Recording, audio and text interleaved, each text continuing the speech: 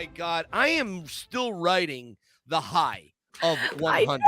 100. Look at our Right? little Look at that. tile here. Yes, it was so fun. Look at all these awesome faces that came Look to at join them. us. These happy little people. They should put all their faces on like pennies or quarters or something, you know, because and I don't know about you, Stacy, but I got a lot of messages from people that didn't make it and they felt horrible, whether they were I they know. were sick at work or, Mhm. they were just these massive migraine headaches or they had issues or whatever. And so Yeah. don't worry about it, guys. You get on our next one. That's no Right. problem. Yeah. Because I don't know about you, Stacy, but I loved people coming and It was going. fun. It was fun. It was a ton of fun, and you have to remember that our subscription only allows 10 at a time, and so for the people who kept trying and stood to keep Yeah. trying, that was good because as soon as someone left, someone popped on, but, Yeah. and we'll look at that. We'll look at other ways to maybe carry more people at a Yeah. time, but yeah, when we do it again, I don't know when we'll do it again, maybe every 25 episodes or something, something That's like that. I really love that idea because everybody Yeah. had such great energy. Like I Mhm. was flying high for 2 days after that.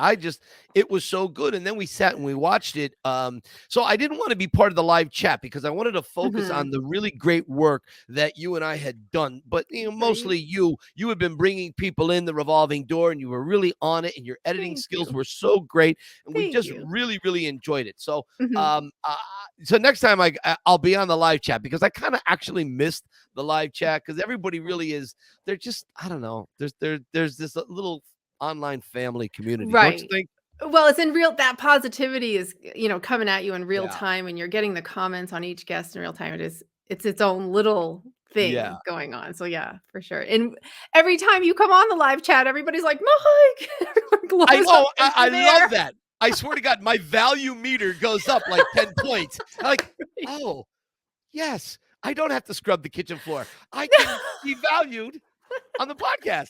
But then I'll have to scrub the kitchen floor after the podcast. So no, I'm teasing Yeah. about that. But no, the live podcast is great, and I love seeing everybody chiming in, and Mhm. everybody is just so giving of their time to Mhm. watch us Yeah. do whatever it is we do. It's Right. it's it's it's um it's humbling, but it's also it gives you that warm, fuzzy feeling. I know that Mhm. sounds cheesy and corny, but it really does It's give me a true. fuzzy feeling. Yes, it does. It is true, and I just the everything that everyone said, even afterward, in the comments when we were Yeah, posting about yeah, it, I love our people. I There's do no too. other way to put it. So, We have just made the best connections. Rocky fans are the best by far, and by just far. again another thank you from my heart to all of Yes, you. thank you. Love you guys so much. So, funny thing is Yes. we got so busy with episode 100 and how many people were coming and going, we didn't even get to one of our at least planned topics, which Right. was the Family Stallone. Yep. And so I'm like, you know what? Let's do it in 101. So here we are. So Family Stallone, of course, aired, and And what I network is that on? How can people find it? that's on Paramount Plus. Paramount Plus. Yes. Yes. You can go see Oh, both seasons both of seasons. yeah, Yeah. exactly. 1 and 2. This is the season 2 sort of group photo, I believe.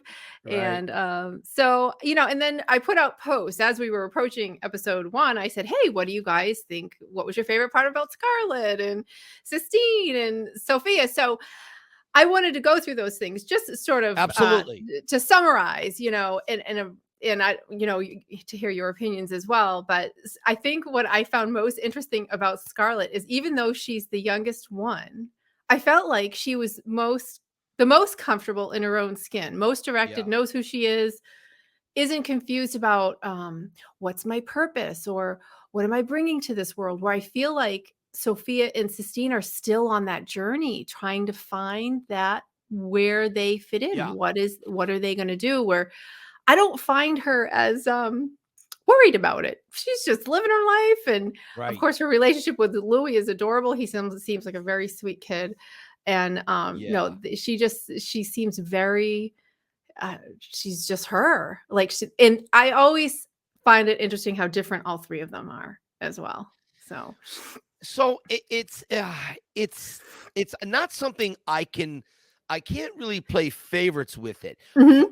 For I can just tell you what I gravitate more towards because of my Right. own life experiences. And Right. Scarlett is the one I tend to I just perk up a little bit more when I see Scarlett on the screen because Scarlett reminds me of my niece Lauren. And Ah, okay. and Mhm. anyone who knows me knows that Lauren, she for a variety of reasons, she Yeah. is like a daughter to me. I mean, Right. all my nieces and nephews are like children to me. Of But course. they're I just the way our lives intersected, my niece Lauren seems the closest. Mhm. So there's a little bit of a personality similarity between Got it. Scarlett and my niece. So I just have a little, but I think all the kids are great, and we'll talk a little more about them.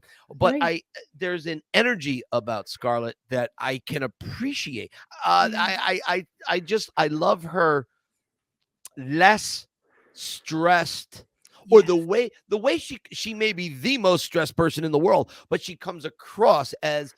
less Yeah. stressed. And so Yes. that I like that. I think that's a calming thing. Yes, for sure, for sure. And then Sistine, what I found interesting about her, I mean, that definitely has some of those middle child traits. She just wants everybody to get along, and Yeah. she's very sweet. She's very bubbly. I thought it was funny, and we're going to be showing a video on this. Remember when Sly brought them to train with those military guys and they were chasing around the chicken, but and then Yeah. she kind of got all girly underneath that one guy. It was so sweet. There's that really romantic sort of Yeah. dreamy side of her. She's Right. just, yeah, she's funny and she's very kind and very sweet. And that's what people were saying when they were returning about her, that she just seems fun and light. And I loved that about her. Um, and then Sophia, who is like so smart. She is such a smart girl and such a capable girl. And what I loved about her, and she said it in season one when Frank Stallone was talking about all his Yeah. depression and anxiety and how they haven't always been that close. And then when she discovered that he really struggled with some of the same Yeah. things she did. And I wonder, because of the heart condition, when you're that young, and then you have to go through this twice, you kinda already know that the worst case scenario is possible. So I'm wondering if that's where some of her anxiety comes from, and Right. just knowing that things can actually go wrong. And I know that especially people who have had childhood cancers or childhood conditions do struggle with anxiety because what if it happens again? What if this happens again? So that I Yeah. feel like she's in that cycle a little bit.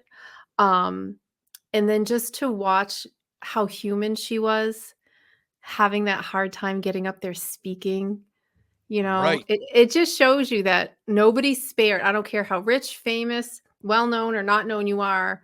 We all have those things that really make us scared. And what I liked is she made herself do it anyway. She got up there and she said what she had to say. And as she got going, she did better. So I wish her a way to bring down that Yeah. anxiety, a way to bring to quiet that self-doubt. I could, because she's capable of anything. Right. She's more capable than she gives herself credit for, is my point. So, Yeah. It's interesting watching the three girls live their lives and try to live mhm, up to I think all three of them realize the gravity of their last name.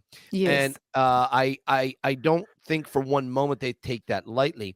Mhm, Also, I think they have such an incredible appreciation for Jennifer and what an mhm, incredibly smart businesswoman Jennifer is. mhm, Yeah. mhm. And so when you have someone like Sly, who's an international planetary, for all we know, solar system icon, Right? they have that, okay? And Right, then they right. have a mother who has such depth to Mhm, her business savvy.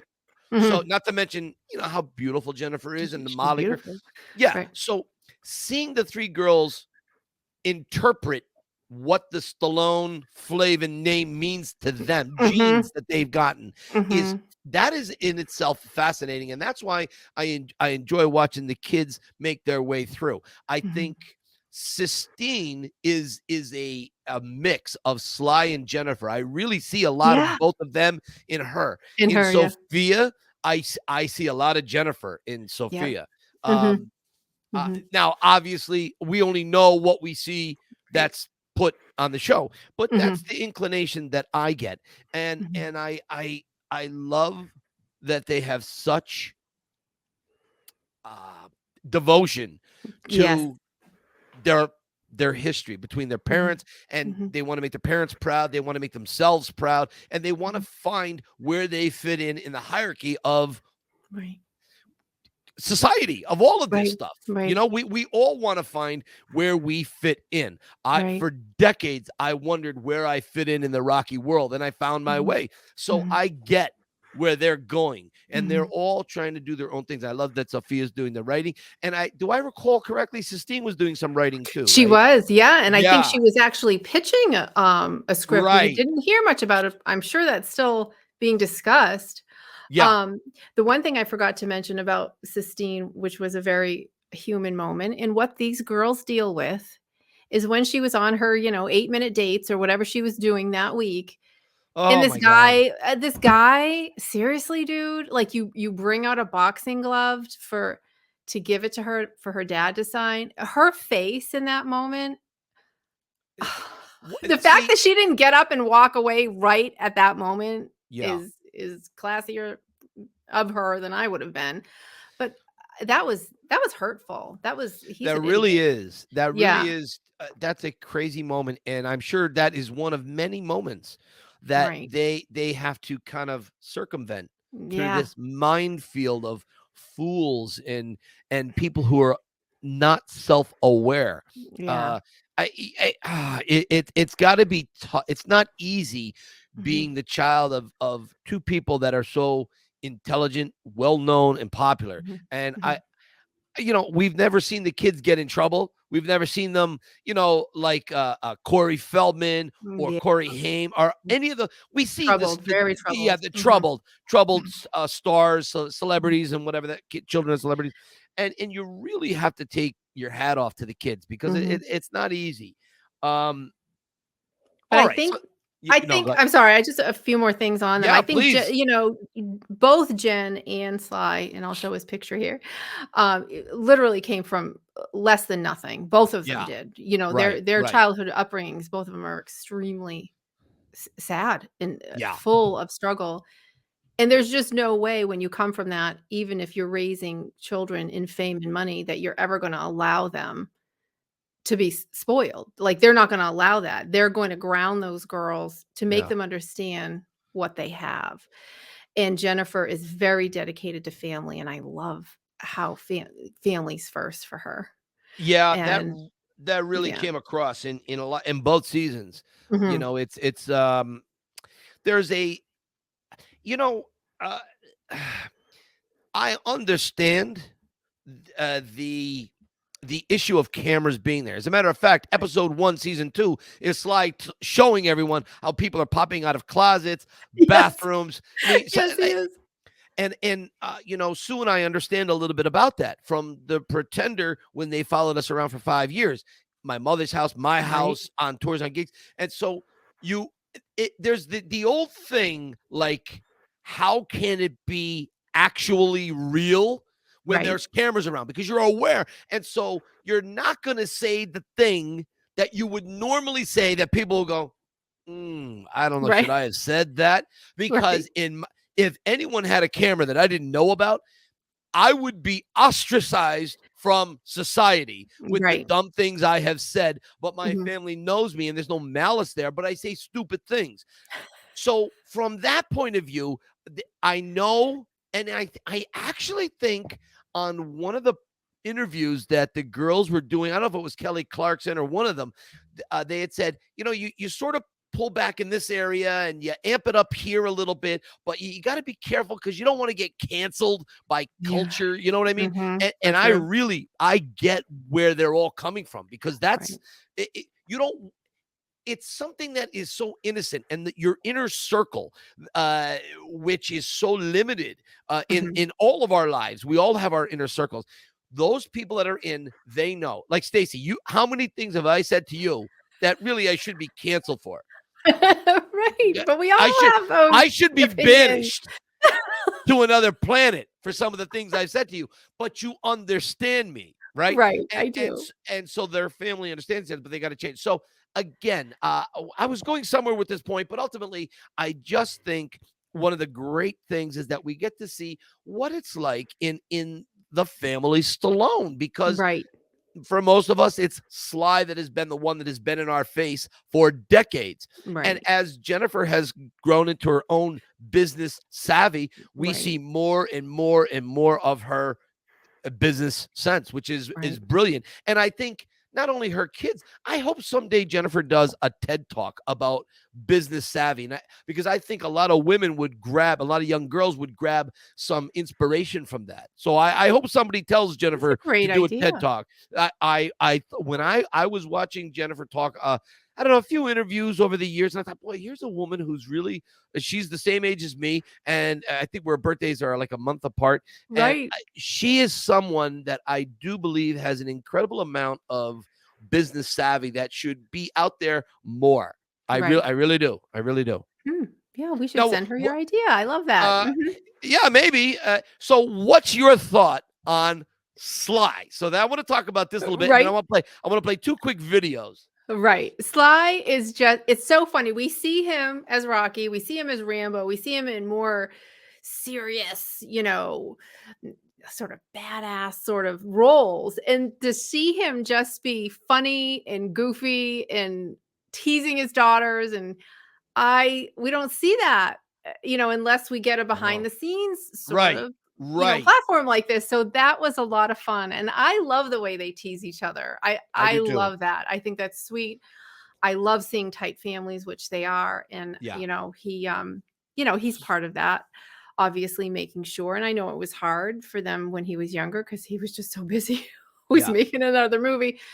But still, he brings lightness to them, and Yeah. it's, I don't know, I just thought it was fun to see his sort of silly side, just dad side. Well, Mhm. that's the thing, and I find it one of the things I love so much is that we get to hear Sly speak. Now, it's Yeah. been a long time since I thought Sly walked on water.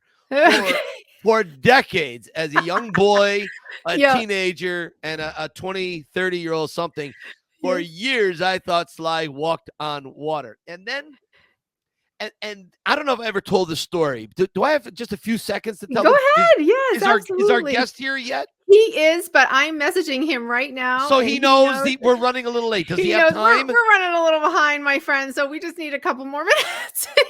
Oh, So, yeah, and so yeah, I'm he's good. He's prepared. smiling. I'm prepared Oh, this week. yay. Yeah. Yeah.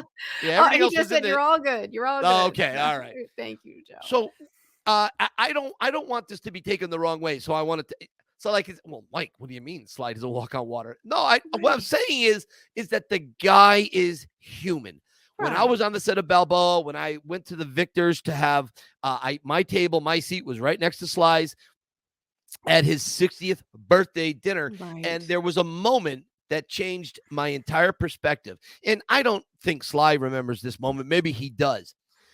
I believe at the time he had the two girls, and they each tugged on his elbow, on his shirt sleeves, and they were Okay. so young, and they said, "Daddy, we have to go to the bathroom." They go, Oh. "Okay," and so he gets up, and Yep. this is about 5 months before he went to Burma to film Rambo 4. So his hair was Wow. a little bit longer than Longer. Rocky's, not, but it Mhm. was a little longer.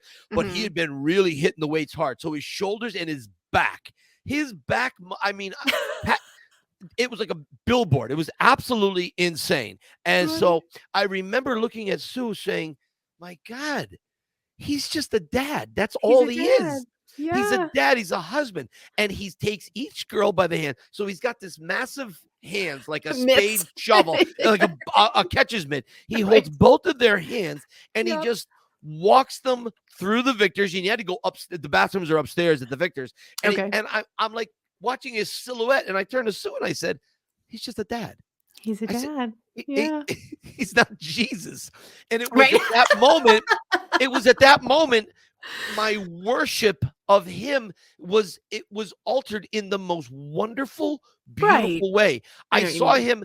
I go, wait a minute. The guy gets up every morning. He's got messy hair. He's got to blow his nose. He's got Right. to go to the bathroom. You know, he probably has days where he's irritable or cranky. I have Sure. days when I'm irritable or cranky. Oh Really? my God, the guy is normal. So I don't know if I've ever mentioned that, but that's one of my favorite things ever. Yeah. People, do yourselves a favor. Go watch the Family Stallone. Mhm. It's fantastic. Stacey, where is it playing? On Paramount Plus. Paramount Plus. That's right. So go check it out. You won't be disappointed. Now, No. something else I have never been disappointed in. Hmm. My two wonderful friends from Oh, Ireland. Okay. yes. Sean and Irene. I Mm. love these two. These two are like in my inner circle. I Yep. adore these two people. Mine too. And they both sent me such wonderful gifts. Mhm. Okay, so here we go. Whatever one comes up first, go ahead, throw it up there. That Okay, one? there we go. So this is 1818 with you and me. The two now, okay, so that's Cuff and Link, but I also see you and me Right? underneath that because that's Right. our logo, right? So Right. 1818, he had a old wood craftsman make that, and he sent that to me. What else did I send you? This one. Okay, so this is coming down my steps into the man cave here, and this is kind of like a little pullback version. But you see the lucky seven? Yep. Exactly. Look Mhm. at that. Yep. That Beautiful. kicks ass. The Yes. lucky seven. I mean, this is something. It's never been seen out there. It's never going to be made again. I have one, and Sean has one. It's amazing. Right. And It's of course, beautiful. the Italian Stallion Shamrock meats robe. I have Mhm. that hanging on my Mighty Mix board, okay, Yep. that I took out of the dumpster because I don't know where else to put it down here. I have no I room, love it. but I'm going to Yep. find a good home for it. Good So spot. I Mhm. just want to let Sean and Irene know I love you both. You Yeah. guys know it. I tell you all the time. I thank you so much for your Yeah. generosity, your kindness. So, Yeah. guys, Thank I you. love you. And right here, they Ah, sent yes. me this, okay? And it's the same, and, like, it's layered boards, and so Yeah. the lettering there ooh, this is so weird because it's backwards. That's, like, hollowed out, so there's, like, dimension to it. It's so Yeah. beautiful. I'll take a close up and put it here so people can see, but the craftsmanship, and I wanna get his name, it's beautiful. Yeah. And then they sent it to you and then had you send me a few Yeah. things. They sent me this is like tin, and so they sent me this as well as this, which I loved. Aren't they the And then best? their little, St. Patrick's Day. So yes, Right. we just love you too. Just love you guys to death. And if anything ever brings you to Nashville, you two have a place to stay without question. But yes, thank you for that. That was beautiful, an extra special gift, and it will always live back there on my wall for sure. So, It uh, actually looks very good up there. You've had some things in the past up there, but boy, this really looks great there. I yeah, really love this. right? Isn't It that looks look great. beautiful? Thank you. You're So we welcome. have we have a few more 1, 2, 3, 4 more fan shout outs. So I want to get through these. So we have Yes. just wanted to give a shout out to our dear friend Rob Kerr. He was episode 12. This gentleman has been volunteering at St. Joseph's Hospital in his town, Hamilton, up in Canada there, and Wow. he has racked up 4,000 volunteer hours, and here he is getting his award and recognition, and I just love Rob. I speak with Rob nearly every day via text, and, he's just he's all Rocky Heart. To think 4,000 hours of volunteer work, are you kidding me? And I Wait. How many hours of volunteer work? look at this, 4,000. 4,000 hours. That's years of work. And I worked in a hospital for 30 years. And if we didn't have our volunteers, we'd be screwed without our volunteers doing the I had thing. no idea he had that level of devotion. Yeah. That's beautiful. Yeah. He's amazing. And I just love him to pieces. Let's see. So this was kind of neat. So Sarah, my daughter, she's at Belmont University and she's learning she's in media production. So they're using AI to create logos and media and you can command AI to put in as many details as you want. So I just wanted to give her a little shout out because she actually borrowed us to for an assignment. So these were the things that came out of her instruction, and then AI sort of spits it back out. And so this is the one I posted. But other things that came out were this one, which I thought was Whoa. so cool. Holy And Jesus. isn't that neat? And then this one, is sort of those gloves are like that gritty feel of Rocky 1, so Yeah, that yeah. was very, very cool. So I was so happy because after I posted this, I sent this to her because Sly saw it and I was like, hey, you got a like from the big man, honey. Oh, Yeah. see? See, so that was exciting. I was so happy for You got to her. send me that second one with the statue looking back at it. I love that. I want to, send me that, will you? Because I want to Okay. use that as my screensaver. Oh my goodness, absolutely. She'll be Look thrilled. at that. That's crazy. Yeah, so that it's just neat what it can do. That AI is nuts. Is that like an app? Because I have ideas for Rocky that I would love to put into this juggernaut and have it.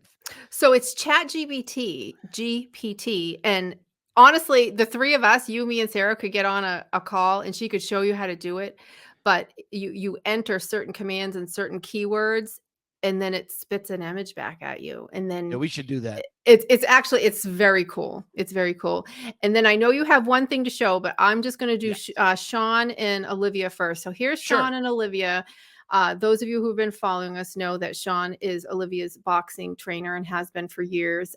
They have started t-shirts to help fund with her training and travel because it's so expensive. They are driving all over the place. Crazy. So I wanted to show you the t-shirts. His boxing club is called Cerberus Boxing.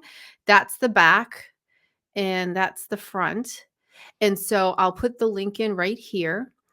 And if you want to help them out by supporting them and supporting Olivia with her boxing journey, which this girl's going to the Olympics. I've said it 1,000 times. She's unbelievable. She's beaten everybody she walks by. I have to ask Mhm. Sean where he got the name Cerberus from, because if I remember, isn't Cerberus the three-headed dog that guarded the gates of hell? Let me look at this image. See, look, 3 heads. Boom, boom, boom. And they do look like kind of German Dogs. Shepherd dogs or something. No, you're right. We'll have to ask him. I'm almost positive Cerberus was the three-headed dog that guarded the gates of hell. I think. So you made a work purchase that was a work-related purchase. Why don't you show us that? Yeah. Josh Backhouse, the guy who did the Rocky Mighty Mix Gym, which you can see right there. Yep. There. Yeah, you can see it on the pedestal. He did 1818. So let's see. Oh my God. Let me bring it a little closer. Look at that. The for rent, rooms for rent sign.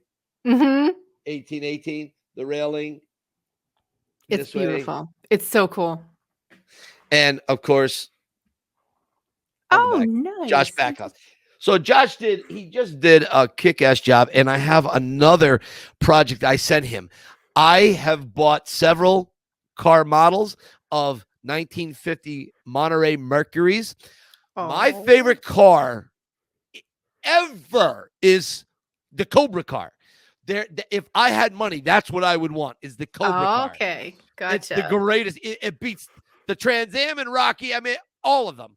I love the Cobra car. So he's going to put together a model for me, and I just got to get it out to him. But anyways, that's awesome.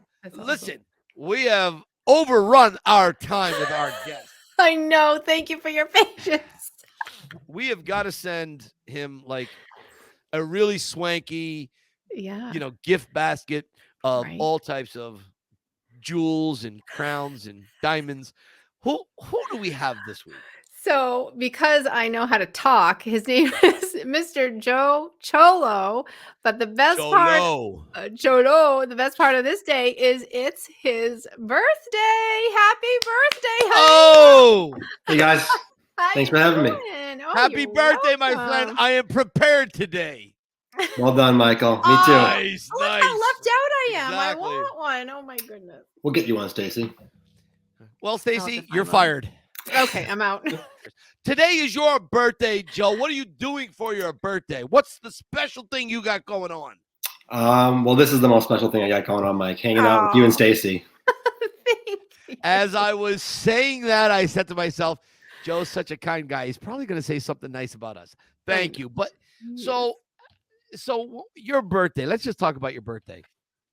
You know, birthdays are great milestones. And when you look back over your life, do you see that Rocky has been a major influence in your life?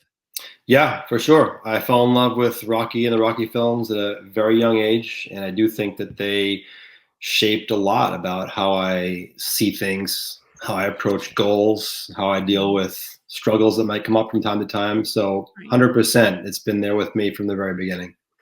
Wow. I love that. Now, I love hearing what favorite Rocky people like. Do you have a favorite Rocky? Is it all of them? Do you have a go-to that you prefer? Yeah, my favorite Rocky film and my favorite film, period, is Rocky 2. That Oh, is, wow. I Interesting. love that. Stacy, do you remember what Sly said? How he envisions Rocky in his head, like if he's going about his day? When Sly was on, he Yes. sent us that message. Right. Rocky 2. That is Rocky how 2. Sly sees Mhm. Rocky. Not Rocky Yeah. 1, not Rocky 4, not Balboa. Rocky Mhm. 2. What is it, Joe, about Rocky 2 that has gripped you? Yeah, I mean, there's so much from that movie that I love, but I think that that's where the Rocky and Adrian love story really takes off, and Uh, in a way, the whole series, even after Adrian's gone, is a Mhm. love story between Rocky and Adrian, and seeing Rocky have to make a choice in his life about whether he wants to go on with boxing or whether he needs to give it up to be more of a domestic, everyday Mhm. working person. A lot of people go through that, maybe not that specific struggle, but having come to a crossroads at your life and figuring out there might only be one way to go. You got to give something up and leave it behind. But he's able to move on from that, and ultimately he is able to pursue boxing. Most importantly, because he has Adrian's support to do so. And that's a big part of their story, as a couple and as a partnership. But seeing him go through that, win the title, obviously is tremendous. I mean, he has one of the best endings of any of the Rocky movies, in my opinion. Yeah. And the Rocky and Adrian story, I mean, it's so powerful that what other movie can you think of where there's a main character who is essentially in a coma for about 15 minutes of screen time, yet she's somehow driving the plot of the movie while being in a coma. I can't Yeah. think of another character in a movie that could pull that off. And Mhm. because of the importance that she had in the whole saga and how important she was to Rocky, that's just really powerful filmmaking, in my opinion. Yeah. I think one of my favorite moments in Rocky 2 is when Rocky he comes home from the meat plant. He's sitting there and he's watching TV, and Apollo's dogging him. And then he walks up the steps and he tells Adrian, I ain't supposed to do no commercials. I ain't supposed to work in no meat house. I'm supposed to Yeah. be a fighter. And the thing I love about him, and it's something that I am absolutely to my core, is a realist. Rocky knew what he was and what he Mhm. wasn't. He knew that.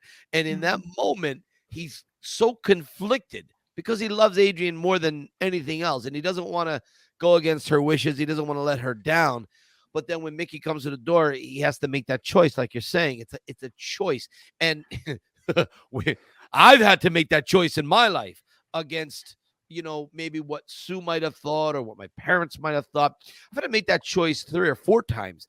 And Mhm. luckily, I was always on point, but I always Mhm. had them in my corner helping me. Stacy, what's one of your favorite moments from Rocky 2? I love when in the basement, she comes down and they're having that conversation and he just the heaviness about him in that scene is so real. It's so visceral. I've said before there are moments with Sly that you're like, is he really acting or is he just putting on something that he really went through? What Right. I loved about what he said in the video that he sent was when he said, I don't want to let you down, but you also don't want to know who I'm going to be if I don't go do this, if I don't Yeah. do the thing I'm most called to do. And that could have been worse if he did give it up. And so I loved Sly's explanation of that moment that I love you. And I don't want to hurt you, but I can't not. You're not going to like who I'm going to become if I don't. Then you're not married to me Yeah, anymore at that right. point, you know, so I'm really yeah. glad you brought that up because don't you guys think that in that moment, they Sly filmed this the day the day Paradise Alley opened Mhm. is when they started filming Rocky 2 in November in Philly. And Paradise Alley didn't do well with the Mhm. critics or the public. I happen to love Paradise Alley. This is one of the reasons I fell in love with Sly and his the way he acts and directs. But I wonder in the scene where he's punching the bag and he's so upset and angry, I wonder if he had the conversation with Sasha at that time. Did he, Hmm. his first wife? I wonder, was he so frustrated he wanted to step out a little bit from Rocky and do something a little different? A period piece, 1946, 1947, I guess is when Paradise Alley took place. So to me, I don't consider Paradise Alley a failure. I know critics do. So I wonder if that failure at the time ate away at him. And so did he draw from that moment, you Hmm. know? I wonder. Like when Apollo Yeah. Creed in Rocky 2 is throwing the papers up. He's got that tan jogging suit on. And Right. I wonder if that was Sly throwing up letters saying, "Oh, don't do this movie, just do Rocky." Was that Mhm. his own frustration in Apollo Creed? Joe, what do you think? Yeah, I think that, I mean, Sly's been on record many times saying that he's drawn from his personal experiences. We saw that in the Sly documentary that came out, Right. a few months Right. back, in terms of how it shaped his filmmaking. But I totally agree with the point that you both made about how they deal with that issue in Rocky 2 about doing something that is right for you, because that's the only reason why sometimes, regardless of what other people might think or what society might expect of Yep. you. And you'll remember that they bring that theme back a few times over the saga when they recut Rocky 4 into Rocky versus Drago. We have that new scene where Rocky's talking to his son before he's going to go off to fight Drago, and he says that there's going to be times in your life when people might not understand why you want to do certain things, and they might not understand why it's right, but you still have to do what's right for you. So he uses Right. that idea, that message. It's important, throughout the Well, series. right. I agree. Joe, you sent me a list of things. So on that theme, you sent me a list of things you wanted to discuss that sort of fit that. You are going to do these things whether or not someone understands it, and having the drive that you did to achieve these things. Why don't you go on and tell us about those things? Yeah.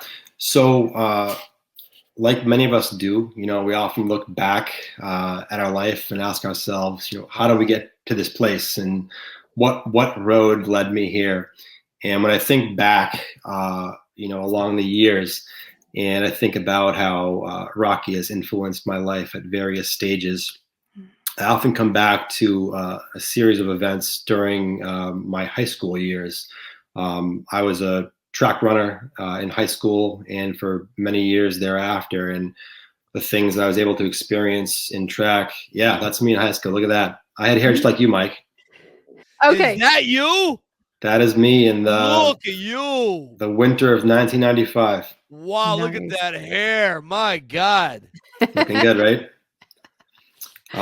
But yeah, high school was when track really took off for me, and the journey that I had in that sport and the opportunities that it ultimately gave me down the road, I think shaped a lot of what I was ultimately able to do um, in my life. And one of the things that is a big theme in the original Rocky movie is someone who has been given a rare opportunity, to maybe achieve something great. And maybe it might seem very unlikely at the time that they have the opportunity.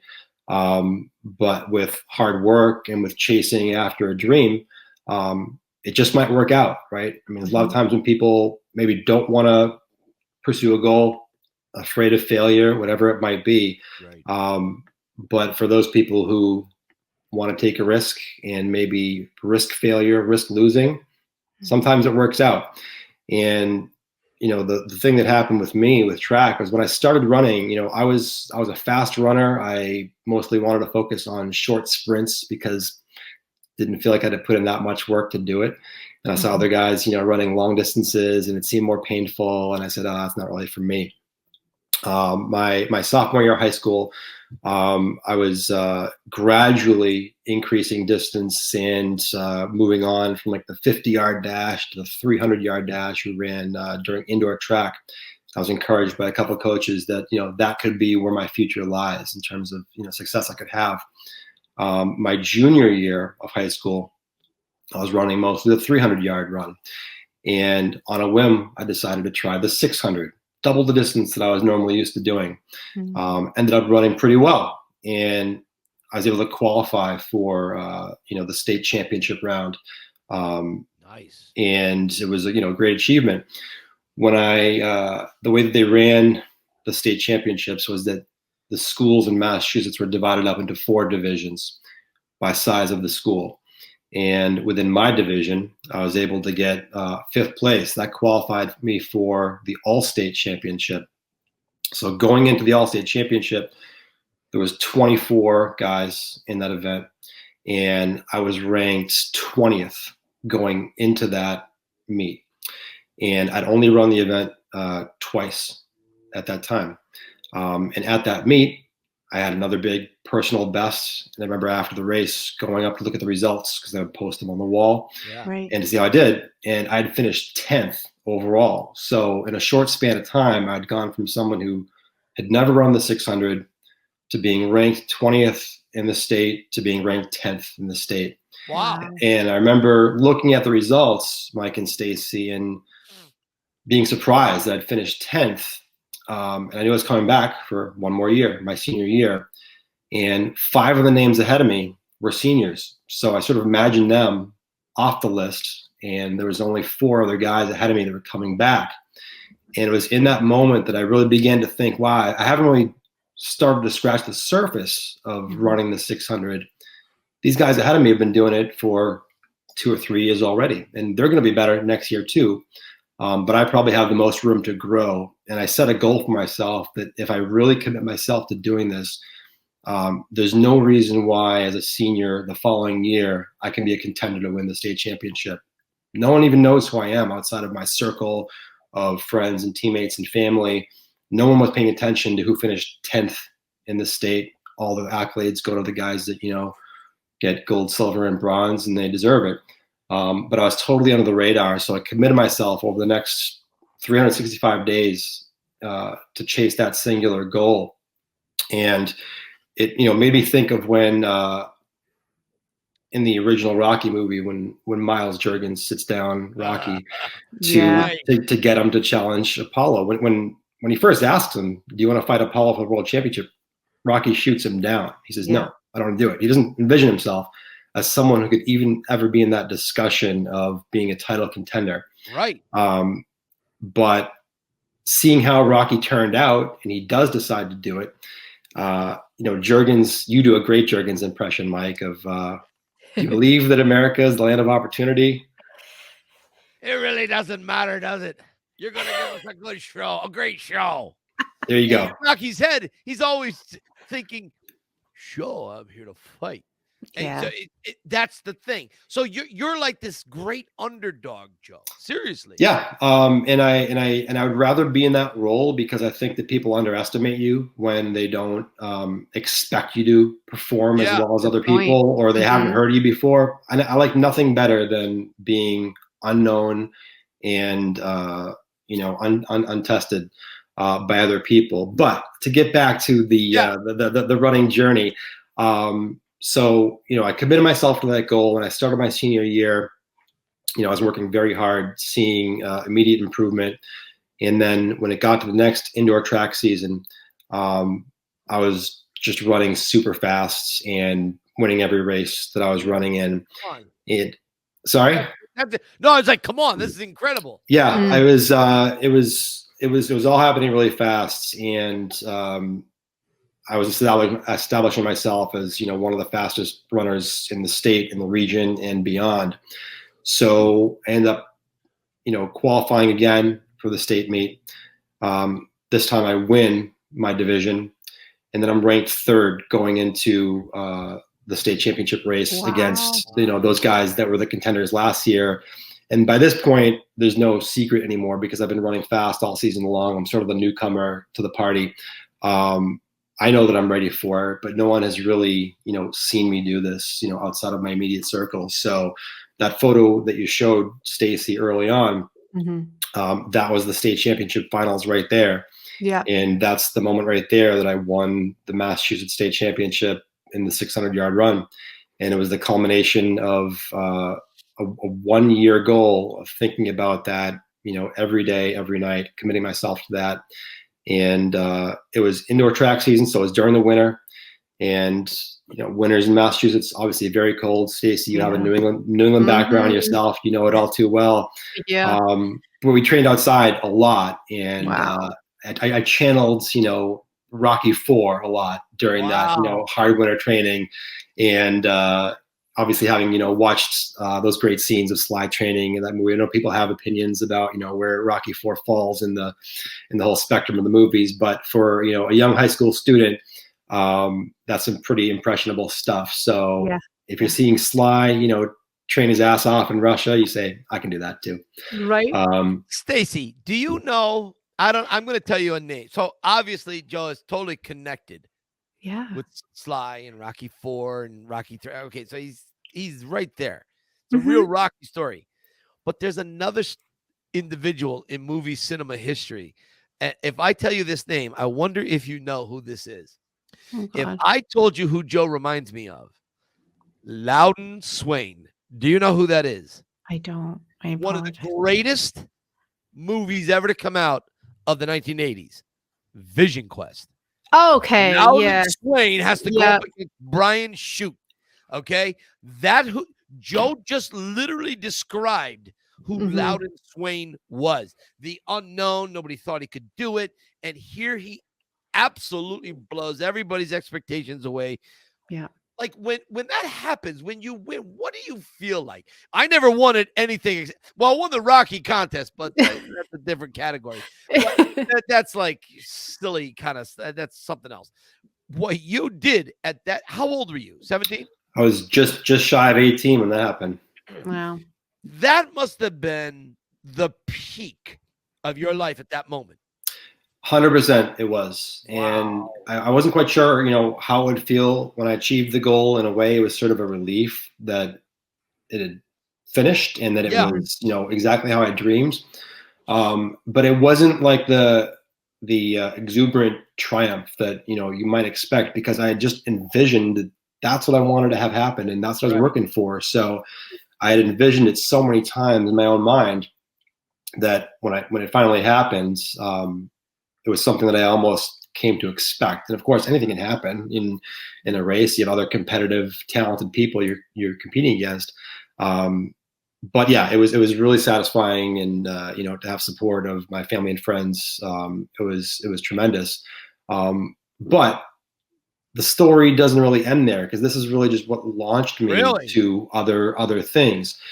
When this happened, Mike and Stacy, around the same time, I was being recruited by colleges to run for Division I track programs, and I wanted to stay, somewhere in the Northeast. I wanted to go to a school that had a strong academic reputation. I was fortunate enough to get great grades in school. I was an accomplished student athlete, and it was important to me to go to a place where I could sort of combine all those things. And there's a handful of schools that were interested in me, and that I was interested in them. And in March of my senior year, I took a recruiting trip down to University of Pennsylvania, right in your backyard, Mike, in Philly. Yeah. And it was a tremendous visit. They were really interested in having me join there. And it was actually on the same weekend. I only know this, Mike, from reading your book, but it was that middle of March weekend, 1995, when you saw Sly for the first time, I think at the Planet Hollywood, was it? That same weekend, I was in Philly, really visiting Philadelphia for the first time. Crazy. And envisioning myself, man, I'm a big Rocky fan. How cool it would be to, go to college in this city where Rocky was from, right? So I had a great visit. I was really interested in going to the school. The other school that was probably the top contender for me to go to was Harvard University in Cambridge, Massachusetts. And Harvard? Never yeah, heard of it. Never yeah. heard of it. What's that? It's a decent spot. When the University of Pennsylvania track coach was dropping me off at the airport after my visit, he knew that I was really going to be considering basically UPenn and Harvard. And he said to me, and it's a sales pitch. I get it. They want me to go there. But he said, look, if you go to UPenn, people are going to think that you worked hard for things that you have in your life. They're going to see you as more of a, hardworking guy who's not afraid to get his hands dirty. If you go to Harvard, people will think that you were born with a silver spoon in your mouth. You've never had to work for anything, that you've just sort of lived an entitled life. Right. I thought that was interesting, and he's trying to get me to go to his school, not the other one. I thought about that, but, as I was making my decision, I thought that, well, I don't really care what people might think about me if they don't know me. They don't know, where I've come from. They don't know my family. They don't know that my parents were both born in Italy and that I wasn't raised, with a silver spoon in my mouth. So if I happen to go to some other school, people want to think that about me. That's fine. I don't care.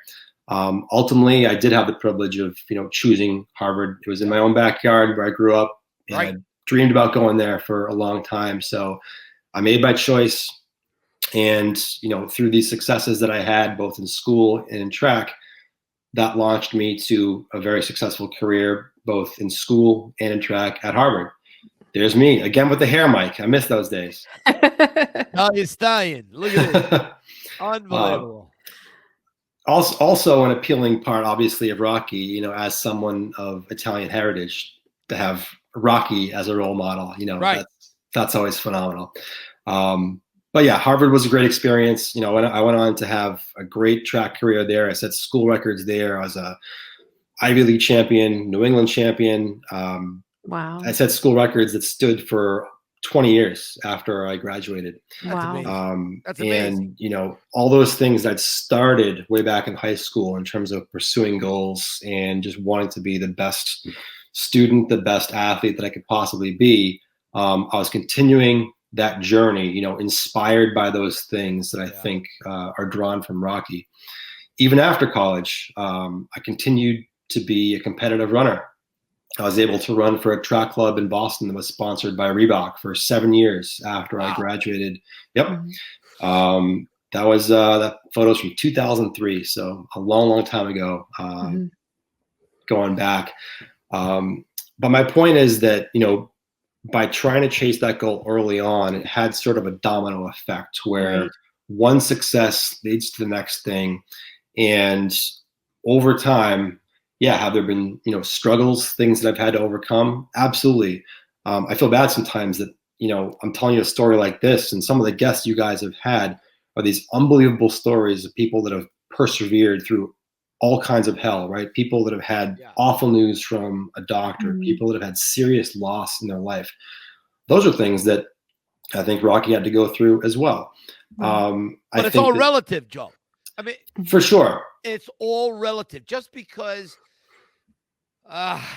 comparatively, most of us would say, well, that's not up there. It doesn't mean in your life, in that time frame, that was a big deal. So, but I get what you're saying.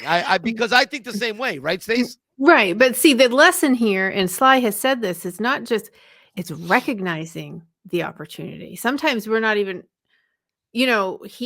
at first Rocky didn't realize, he's like, no, not me, like you have to, and you did, like, as a very young person, to have the ability to recognize an opportunity that young. Most of us don't recognize or have the maturity to recognize it until, maybe our late 20s or early 30s. So here is where Rocky is teaching you something as a young person. Look at what Rocky achieved by just daring, just trying. And you understood that as a young person. And now you're running for Reebok, at some point, that's a big deal. Training is hard. And training is every day. And training is when it's cold outside and you're tired and you don't feel like going. That self-discipline, that's all very Rocky. So never minimize that. Yeah, and it's one thing that I think is just super important of many messages that come out of these movies. Chasing that opportunity when it comes up, because you might regret it if you don't. Things might turn out differently, and if you pursue the goal and you lose, as Adrian said in Rocky 3 on the beach, at least you lose with no excuses. Yeah. And Right. it's okay. It's live okay with to live that. that way. Right. Yeah. So yeah, I mean, that's, I'm really thankful to sort of look back on that experience and see how, pursuit of a dream, pursuit of a goal, you just never know where it might take you. Right. And it's a really important thing to take that risk, take a chance on yourself, bet on yourself. Maybe you'll win in the end. Maybe you won't. But the journey is what's most satisfying. And for me, I'm happy to say that it's worked out. It's paid dividends in ways that I never would have imagined. Right. In my life. It's continued in my personal life, professional life, all good things. So that's what I would tell people.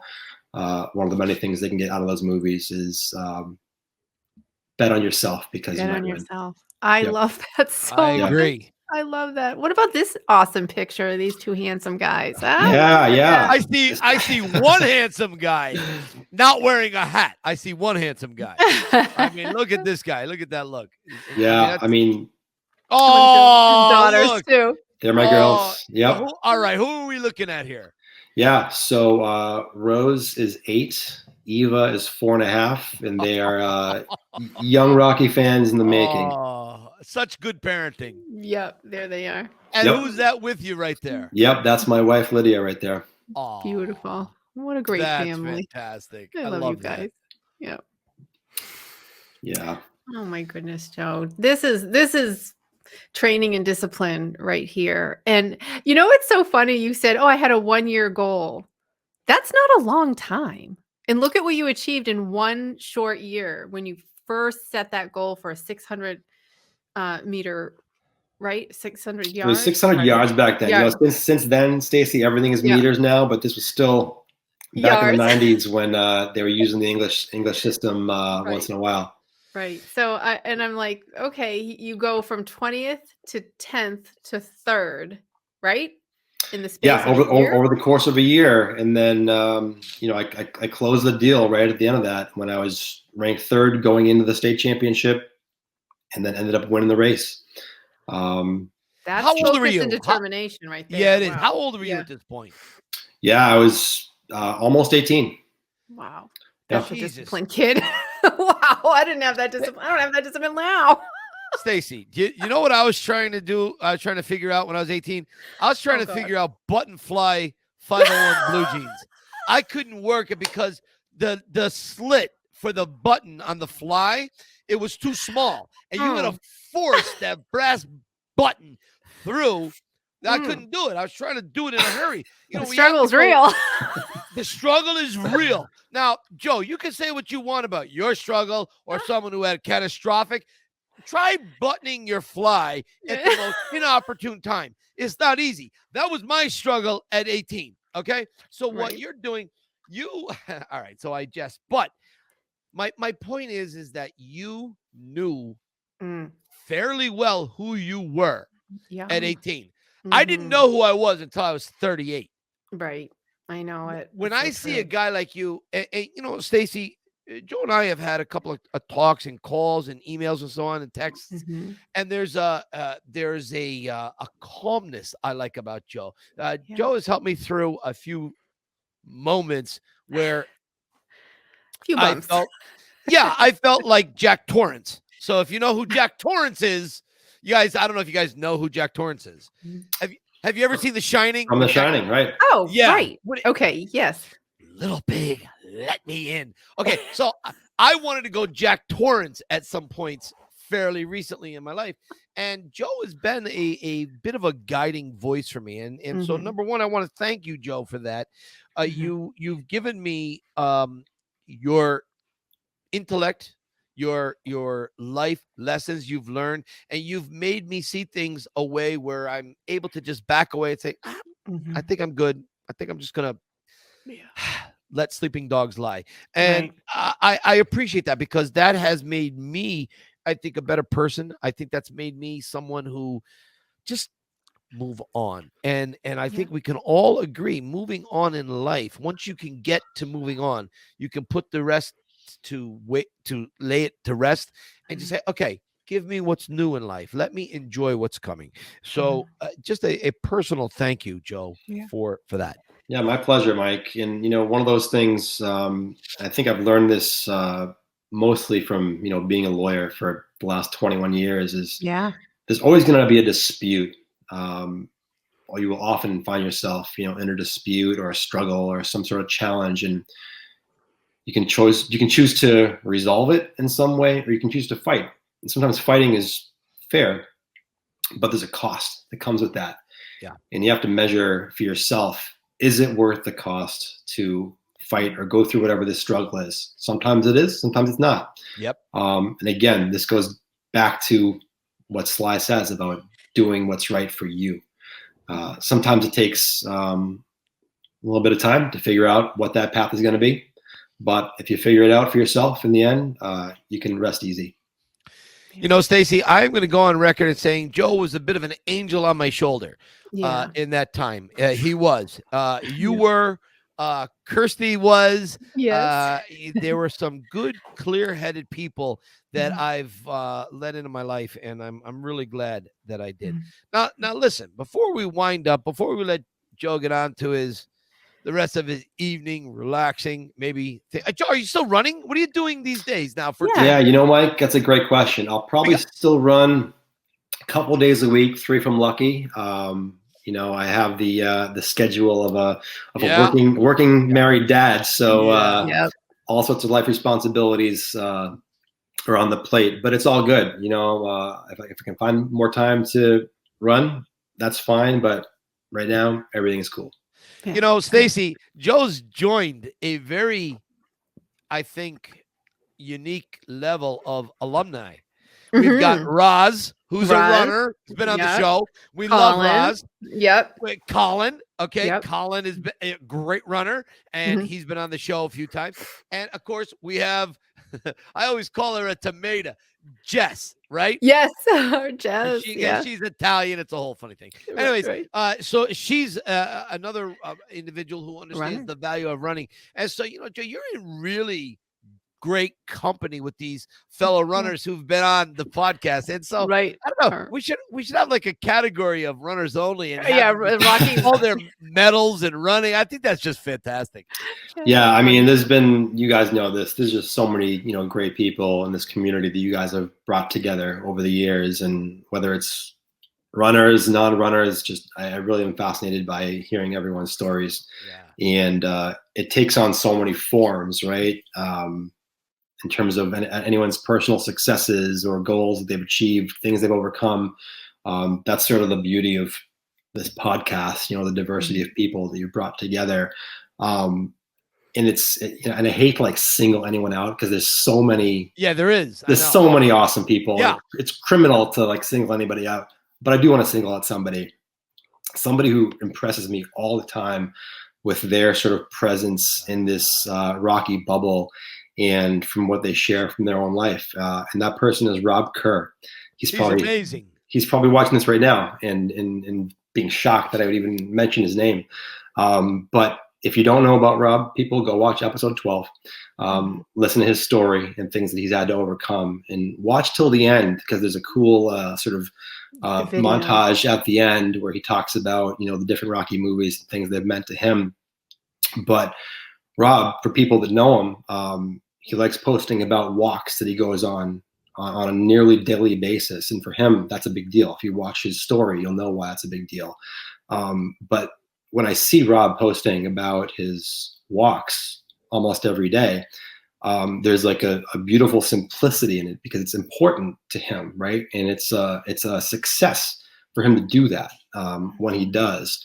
And he's someone who, I would use the term like an everyday champion, right? Like it might not have the glitz and glamour of Sly and Rocky IV, but it's important to Rob, and it's an enormous success for him to be doing what he's doing. So when I see him posting about the walks that he goes on, I fist pump for him and I Yeah. say, "You go, Rob."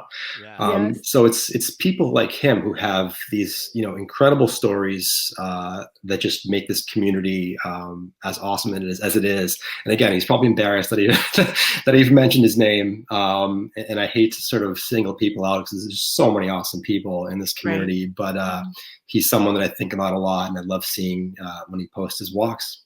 Yeah. Thank you for mentioning him. Yeah, It's amazing. that's wonderful. Yeah, perfect. Thank Stacy, you. anything you want to ask Joe before we let him go? 'Cause I got 2 questions I want to ask him, and then we'll get him out of here. I think I just want to reiterate, what Rocky meant to you early on. It sort of fast forwarded your maturity and your decision making, and that's clear. And to have that understanding as a young person allowed you to achieve things very young, very impressive things very young, and then to take that with you and to discipline your studies and to become a lawyer. That's that is some seriously hard academia right Some there. people might consider that a bad thing, Stacy. So people can have their own opinion about it. But I've been really satisfied What with you do with it. It's what you do with it. I mean, Yeah. yeah, you can do bad with anything you have, and you can do good with what you have. So I have no doubt you do good with I try. your career for sure. But What law do you practice? Yeah, it's all civil litigation, Mike, mostly on the defense side. So defending companies or individuals in disputes over money, whether it be a personal injury case that I'm defending or a property damage case or insurance disputes, but almost all on the defense side. So I'm looking to defend parties and ultimately resolve cases for them, Mike. Not every case has to be a win. The cases that resolve to the satisfaction of your client, those are the best ones. If the client's happy with the outcome, then you've done your job. right. Well, I can tell you've helped me tremendously. Yeah. And just the emotional intensity that has to go along with those situations is palpable. Yeah, for sure. It varies from case to case, but for me, who has a list of cases a mile long, I look at them more as business items. But for somebody whose case it is, that's their life, and it's probably the most important thing that's going on in their life. So it's important to recognize when you're serving a client to keep a lookout for how the case is making them feel. Wow, thank you. I also want to say a special thank you again. I want people to understand what you created for us around Christmas and how you put together that group of people, including Rob Kerr, but many people were. I'll put the picture of all of us right here. That was truly, when I say that was one of the most special moments of my life, I'm not just saying that. That is 100%. Do you remember how worried I was about that? I know you were. I was so. I know. Well, you have reason worried. to be worried. Yes, Yeah. No, I did. And I think, Joe, you had already taken the tour at that point, right? Yeah. I had, right. Yeah. And Joe and I had gone back and forth on several text messages, and I was like, boy, I really like this guy. I really trust him, but you get burned in the past. Yeah. You just worry. But Stacy, you said it. I mean, it was just a special moment. It was something that I'm not used to. So I hope we should do another one, but now we got to bring in a few more people to our next Christmas bazaar. For sure. Totally. Christmas music, Christmas drinks. I'm so excited. Let's do it. That's why I put Joe in charge of these things, unofficially, because I think, you understand what our worries are, what our sensitivities are. And I trust you to gather the right group of people for things like that. Cause it was literally perfect that the group that you gathered and that was a special extra sense of community in that meeting. Just made me understand how strong the bonds were and how meaningful it was to so many people. And I will never forever thank you for that. That was very special to me. So you guys you did that. You guys are both very welcome. It was a pleasure to put it together. I had a great team of people helping me with it, and we pulled it off. It was fantastic. It was. Joe, 2 questions before we let you go. 2 questions. All right, one is a new question, and one is a question I ask every episode. Right. Go back to when you're 18 years old. How old are you today? 47. Oh, 47. 47. What would a 47-year-old Joe go back and tell an 18-year-old Joe? What would you tell your younger self? Great question. Man, I would tell him, I wouldn't try to spoil too much in terms of what's coming down the road, because I would like him to still experience those things and struggle when you need to struggle, and Right. succeed when you can succeed. But what I would say, looking back, Mike and Stacy, in terms of how things have turned out for me, and having a very happy and fortunate life, is trust yourself and trust that voice in your head that's telling you what feels right, and trust your heart. Well, I like that. Even if other people don't understand it, or they don't really see it your way, if you go with your gut, things will turn out okay. Yeah. I love perfect answer. Now, Perfect. You're at some corporate party, some high rise in Los Angeles, New York, or Florida, and you have to go to the elevator, and you walk in, and there's Sylvester Stallone. You've got like 3 floors. What do you say to Sly in the elevator? Yeah, so this is probably like a 20-second conversation, right? Yeah. Right. I would ask him a question, but I'll preface my answer to you by saying this. We all know in this Rocky community, how important these movies are, and how influential they can be, including influential to generations that are going to come after us. Right. It's sort of morbid to think about it, but 100 years from now, all these people, around our age group that grew up with Rocky, we're all going to be gone. Right. These movies won't get made anymore.